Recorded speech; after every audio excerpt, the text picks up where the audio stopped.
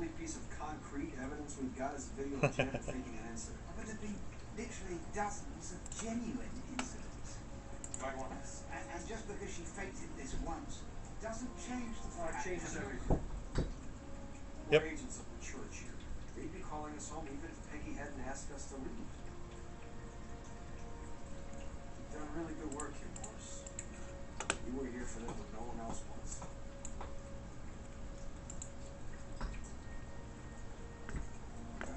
Thank you. But sometimes you need to make a leap of faith. Does that standby loop have Believe when nobody else will. audio?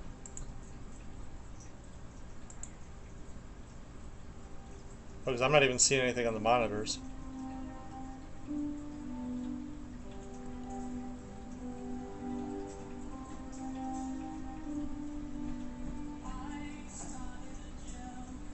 This one wasn't nearly as scary as the first one.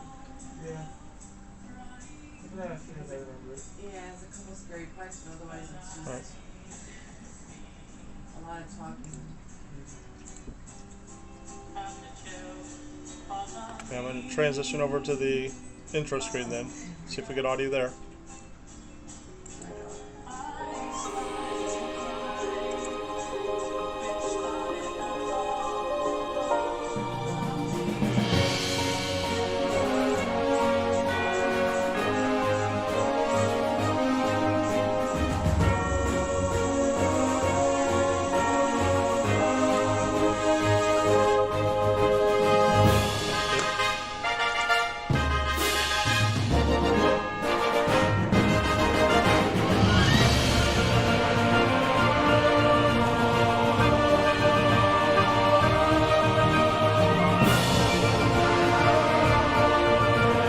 I can't hear anything. So.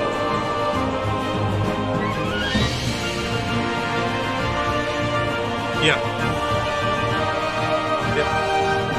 Well, I've got this on headphones in.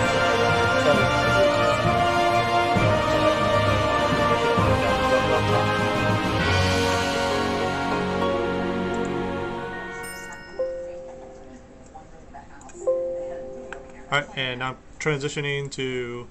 There it is.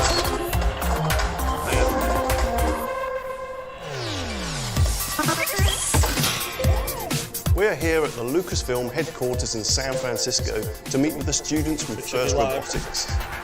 First video. They'll meet BB-8 and learn more about how he was brought to Yep. life. Now we just have to go and get You them. got audio? After you. It reminds me of how all of our robots have a central motherboard. I mean, that's the way he breathes, so it's probably important. Maybe he's our tour guide. Let's follow him, see where he goes.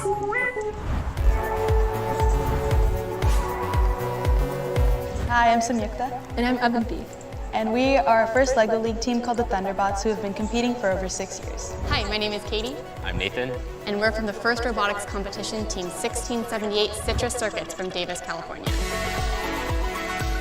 Hi. Hi. Hi. So I'm Matt, and I see you've already met BB-8. So I've done 25 years in the film industry, working on animatronic creations. I'm one of the creator and operators of BB-8, from an engineering standpoint, that is. What's the biggest difference between like making a rolling droid versus another droid like R2-D2? Well, R2-D2, for one thing, he's very stable. He has 3 wheels. BB-8, his body is the wheel, and the way we do that is that he has a fairly large weight in the bottom of him, and then he has some gyroscopic sensors. And it's a bit like what you have in your phone. You can tilt your phone around and do games like that, and if you touch him, he'll restabilize himself. I never took much thought into it. I'm like, okay, it's probably all just CGI. But after he showed us everything and told us how BB-8 was made, it just changes your whole view. So how does BB-8's head move around? Is the body like a giant magnet? Well, in this universe, we have the Force. So we can no, we don't. We have the force of magnets, you're absolutely correct. So straight through the center axis of his body, there's a stalk that comes off of it that moves around, and the sphere, if you like, doesn't touch this top part. There's some magnets in here, and then the head sits on top, so wherever you move the stalk, the head will follow. So one of the interesting things is that he doesn't have a battery in his head. In fact, what we're doing is transmitting power through the body, so if I take the head off, you should see the light go out in the eye there. Seeing the possibilities with BB-8 opened up a lot of ideas in my mind of things I might want to do or things I'm interested in. So I believe you guys have brought some stuff with you to show me, which is exciting. Absolutely, we're really excited to show you what we brought. Yeah. I see Lego and robots, and Yes, already you have yes. me. In First LEGO League, the robot game part is completely autonomous. So you won't see us having any controllers, it's all programmed. Wow. So you told us about how R2-D2 has a system where he has two main wheels and then one that just kind of follows along everywhere he goes. So that's actually a system that we've incorporated into most of our robots. Right. So this here is called a caster wheel. And they use casters on R2-D2s? Yes. It's basically our version of the R2-D2. Yeah. That's very cool. I can really see how it would have advanced my learning in robotics, especially with the Lego aspect of it. I would have just loved that. All right, so this is our robot. During the game, our goal was to score those yellow panels over there and those orange cargo balls into this structure. Wow, it's zippy. Again, in film, we usually cheat. We have several robots that do different tasks. So trying to get to do all one thing is really cool.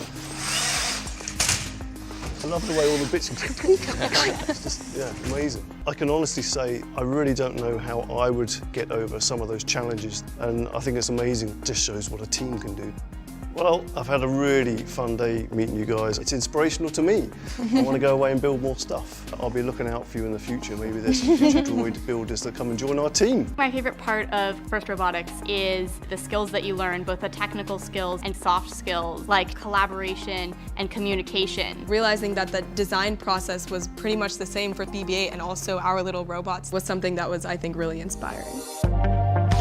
This year, Disney and Lucasfilm, BB-8 and myself are teaming up with Global Robotics Community First as part of the Star Wars Force for Change philanthropic initiative. We're on a mission to inspire the next generation of heroes and innovators and hopefully some future droid builders. Learn how you can get involved at firstinspires.org/firstrise.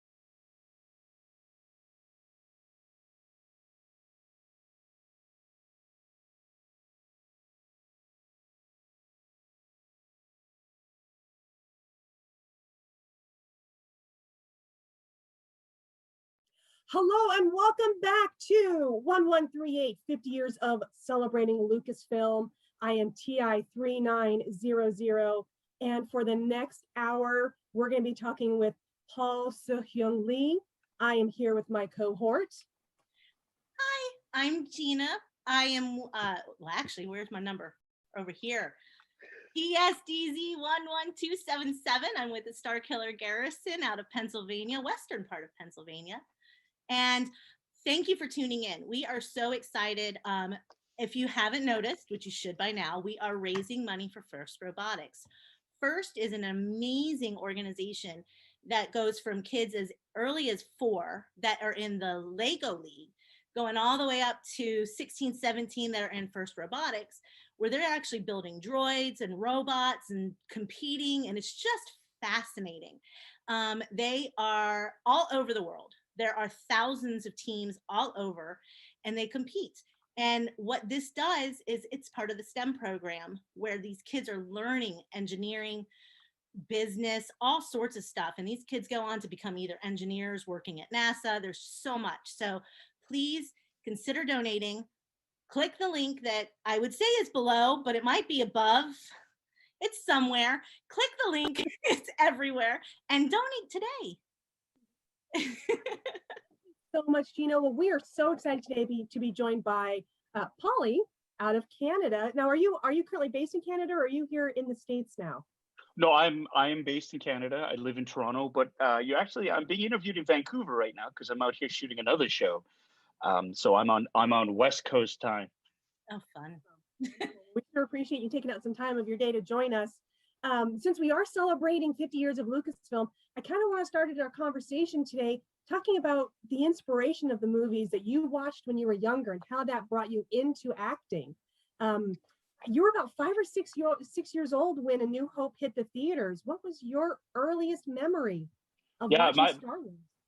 My earliest memory was my dad taking my sister and I to see that, and it was one of my first times in a movie theater, and not really knowing what to expect. And of course, you know, from the opening crawl to the assault on the tent of 4, it was just, I mean, I blew my 5-year-old mind basically, and I was hooked. And it was just following that entire. I mean, I was only 5, so what do I know, right? But I'd never seen a story like that before. It was safe to say, and there's something about just that entire storyline of a young farm boy who wanted to do more and actually got swept up in this rebellion and became a hero. Really sort of resonated with me as a little kid, right? That was all that's what 5-year-olds sort of dream about doing. And so that started my lifelong journey in terms of my relationship with Star Wars and how it was always there at the significant sort of marking points of my life, because my dad took my sister and I to see A New Hope. Then my babysitter took my sister and I to see Empire Strikes Back. And then my sister and I were old enough to go by ourselves to see Return of the Jedi, right? So it was always sort of there as my life grew. Star Wars played a significant role in terms of those life markers. Hello and welcome back to 1138, 50 years of celebrating Lucasfilm. I am TI3900, and for the next hour, we're going to be talking with Paul So-Hyung Lee. I am here with my cohort. Hi, I'm Gina. I am, well, actually, where's my number? Over here. PSDZ 11277. I'm with the Star Killer Garrison out of Pennsylvania, western part of Pennsylvania. And thank you for tuning in. We are so excited. If you haven't noticed, which you should by now, we are raising money for FIRST Robotics. FIRST is an amazing organization that goes from kids as early as 4 that are in the Lego League, going all the way up to 16, 17 that are in FIRST Robotics, where they're actually building droids and robots and competing, and it's just fascinating. They are all over the world. There are thousands of teams all over, and they compete. And what this does is it's part of the STEM program, where these kids are learning engineering, business, all sorts of stuff. And these kids go on to become either engineers working at NASA. There's so much. So please consider donating. Click the link that I would say is below, but it might be above. It's somewhere. Click the link. It's everywhere. And donate today. So much, Gina. Well, we are so excited today to be joined by Polly out of Canada. Now, are you currently based in Canada, or are you here in the States now? No, I am based in Canada. I live in Toronto, but I'm being interviewed in Vancouver right now because I'm out here shooting another show. So I'm on West Coast time. Oh, fun. We sure appreciate you taking out some time of your day to join us. Since we are celebrating 50 years of Lucasfilm, I kind of want to start our conversation today talking about the inspiration of the movies that you watched when you were younger and how that brought you into acting. You were about 5 or 6 years old when A New Hope hit the theaters. What was your earliest memory of watching Star Wars? My earliest memory was my dad taking my sister and I to see that, and it was one of my first times in a movie theater, and not really knowing what to expect. And of course, you know, from the opening crawl to the assault on the tent of 4, it was just, I mean, I blew my 5-year-old mind basically, and I was hooked. And it was just following that entire. I mean, I was only 5, so what do I know, right? But I'd never seen a story like that before. It was safe to say, and there's something about just that entire storyline of a young farm boy who wanted to do more and actually got swept up in this rebellion and became a hero. Really sort of resonated with me as a little kid, right? That was all. that's what 5-year-olds sort of dream about doing. And so that started my lifelong journey in terms of my relationship with Star Wars and how it was always there at the significant sort of marking points of my life, because my dad took my sister and I to see A New Hope. Then my babysitter took my sister and I to see Empire Strikes Back. And then my sister and I were old enough to go by ourselves to see Return of the Jedi, right? So it was always sort of there as my life grew. Star Wars played a significant role in terms of those life markers. And through it all, really, it was my love for the storytelling, for the characters, for the the tech, the uniforms, the aesthetic, everything about Star Wars. Just I couldn't get enough of it. And read the comic books, and then you start into the expanded universe stuff and reading the novelizations and whatnot. And that just sort of led me into my lifelong sort of passion of storytelling, because they were fantastic stories that I really love to consume and sort of make up my own stories. And it wasn't just Star Wars that really piqued my curiosity and my interest in just overall storytelling. And I love different sci-fi franchises, from Star Trek to Lost in Space. And they can exist. You can be an Elvis fan, you can be a Beatles fan, you can like both. You can like Star Wars and Star Trek. But it really, and for me, it was just like, I loved growing up. My parents were immigrant parents, right? And so they're always working. And I was a latchkey kid with my sister. And, back in those days, you could leave your kids at home alone and nobody cared. And so my babysitter was the TV. And so that's how I learned how to speak English, really, because we spoke nothing but Korean at home, but I learned how to speak English by watching television shows. Wow, that's fascinating. And I consumed voraciously. I was like, yeah, a little mini cone head. I was just like consuming mass quantities. And, that also sort of fueled my imagination. But the funny thing was, as much as I consumed, I never knew or thought that I could actually be on TV or be in the movies, because I never saw anybody who looked like me on the stage or the screen or any of that. And, but it didn't really register with me. It was just something that it was just like, yeah, I love to tell stories, and I can make up stories, and other people can act these stories out, or I can write these stories or draw them out. And for a while, I wanted to be a cartoonist or an illustrator. And so it wasn't until university that I stumbled upon the acting program at University of Toronto. And that's when I suddenly realized that, oh, I can act. Like, I can do that. Like, I can train for that. And that's when I fell in love with the craft of acting, because I had no idea what it really was before. I just thought, everybody kind of goes, if you don't know what it is, you kind of go, oh, you just memorize a bunch of lines and you pretend. And that is, that's an element of it, but it is such an oversimplification of what performers and actors do. There's just so much more. And when I discovered there was more to it, that's when I really started to fall in love with it, because it was like, oh, there's so much more to it, from the technical point of view, from breaking down your scripts to looking at beats to decisions, motivations. Like, it's really, really cool stuff. And that really got me excited, because it was another level of storytelling that I never thought was available for me. And that's kind of what started it all, because I was not allowed to take drama in high school or go see plays or this or that. It wasn't until university, and it was on my own dime because I got a scholarship, that I was able to do all this stuff.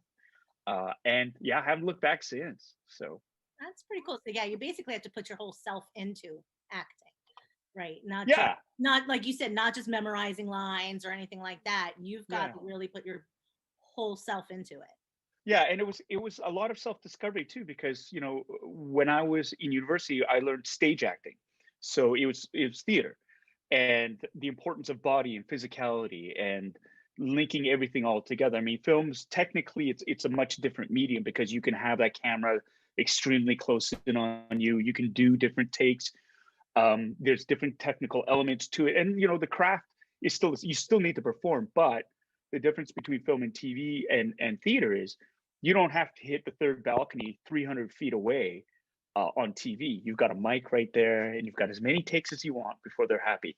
In theater, you rehearse, and if you miss that moment, you gotta push on, because the show goes, right? Like, it's all right, let's keep going. Keep going. Right? So yeah, it's a different thing, but I just really loved that I was discovering so much about it. And it excited me. Like, like when you discover something new, I think everybody out there can relate to that. When you discover something new that you think is totally cool, you just want to just keep doing it and finding out more about it. And then when you find out that you enjoy doing it too, that's the key. Whether it comes to like cosplaying or prop building or going trooping or doing all these different things, like once you get a taste of it and you're like, I really like this and there's more to it and I want to learn more about it. And I want to meet like-minded people who like the same things and hang out with them and do all these things. It's awesome. Well, so going on that real quick, you're a member of the 501st Legion as well.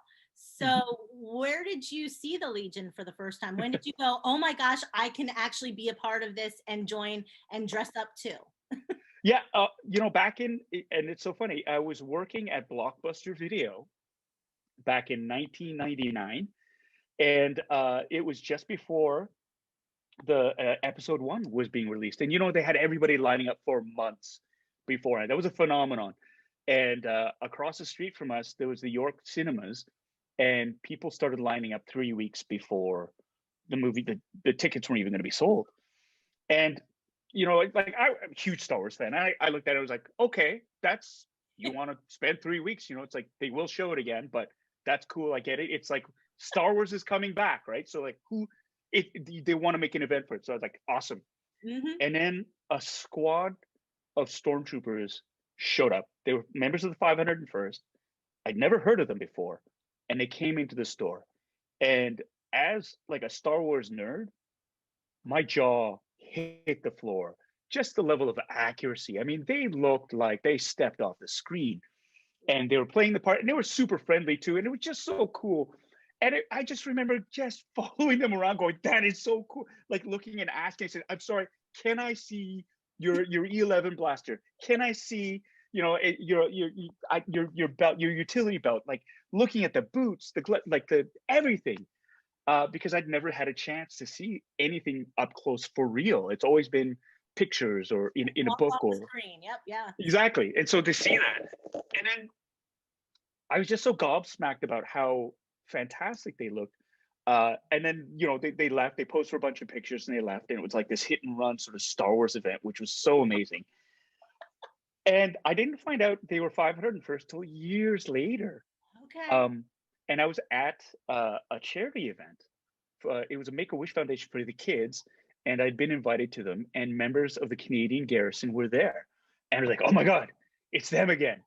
And instead of going into the main ballroom, I hung out with them for like the next 45 minutes. And that's when I met my first sort of friends from the 501st Canadian Garrison.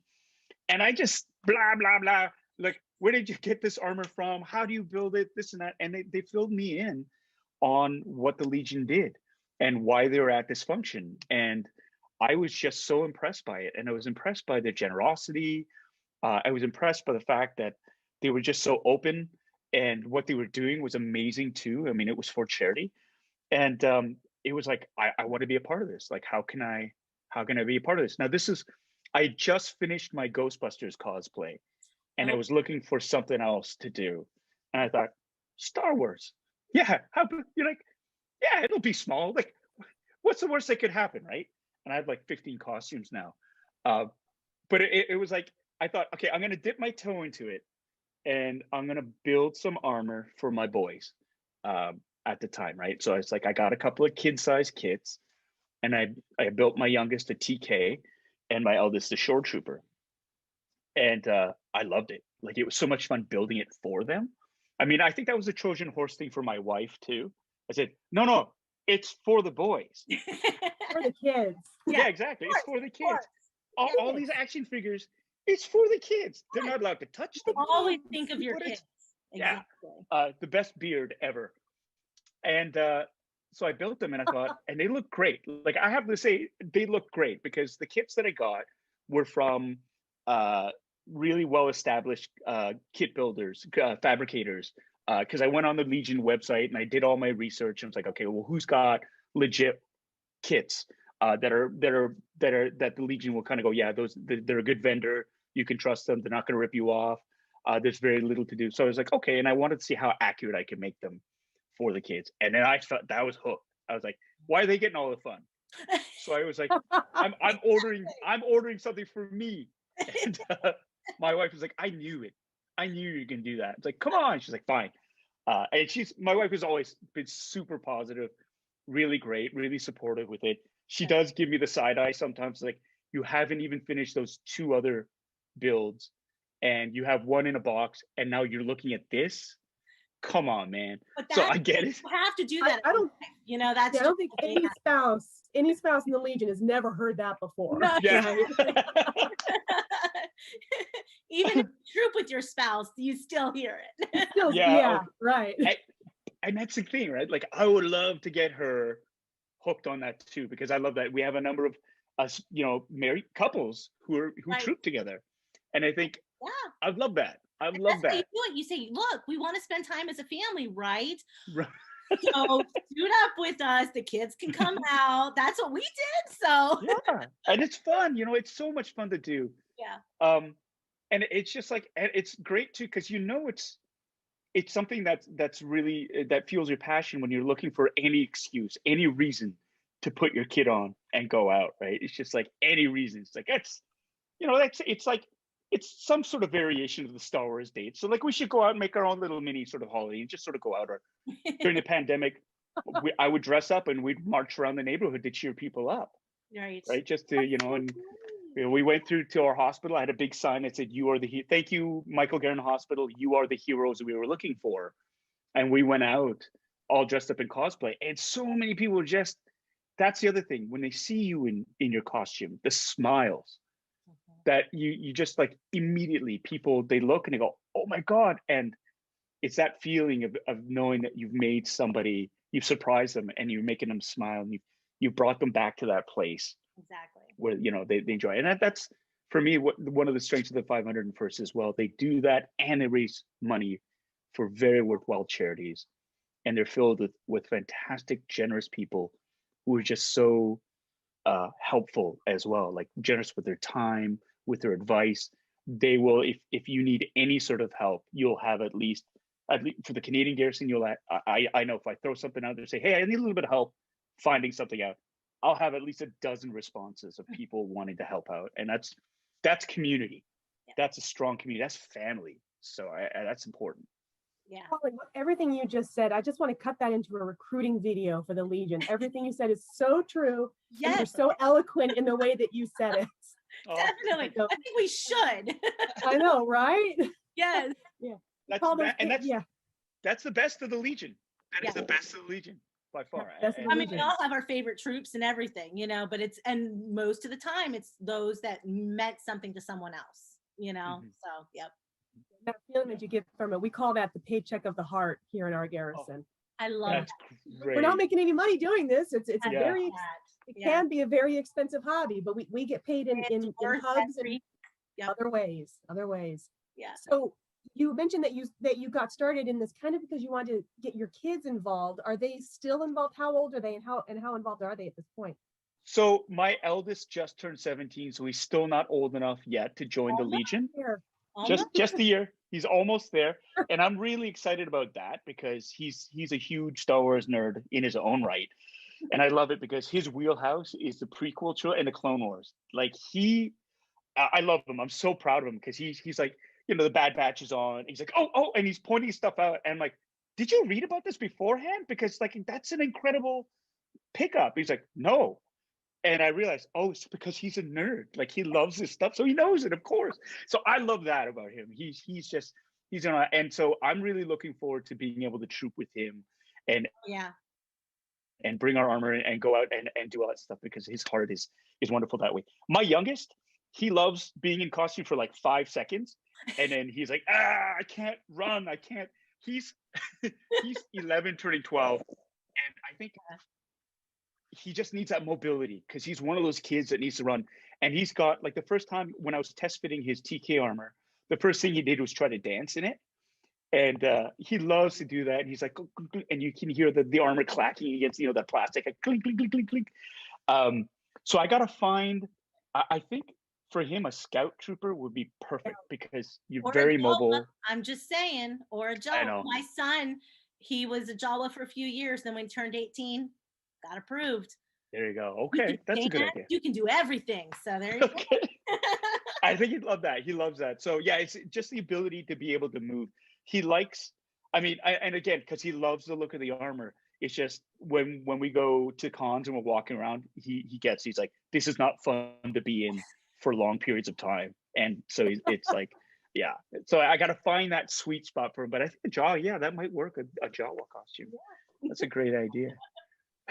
So when your oldest finally turns 18 and submits his application, so my youngest stepson just became a member last month, and I didn't cry at his high school graduation. I didn't cry at his college graduation. When he texted me, he says, I just got my email saying I'm approved. I'm like, oh my gosh, I'm so proud. That parental pride came in. Yeah. What was his costume? What was his costume? He has done a Force Awakens Kylo Ren, and he looks phenomenal. And he is a chip off the old dad block. You know, my husband used to build lightsabers on a lathe back in the day. And so Jaden grew up watching his dad build lightsabers. So when he got that, he didn't buy a Kylo Ren lightsaber. He bought all these different components and built a lightsaber. It was, and he built one. He's like, not good enough. So they scrapped it and started over and did a whole second one.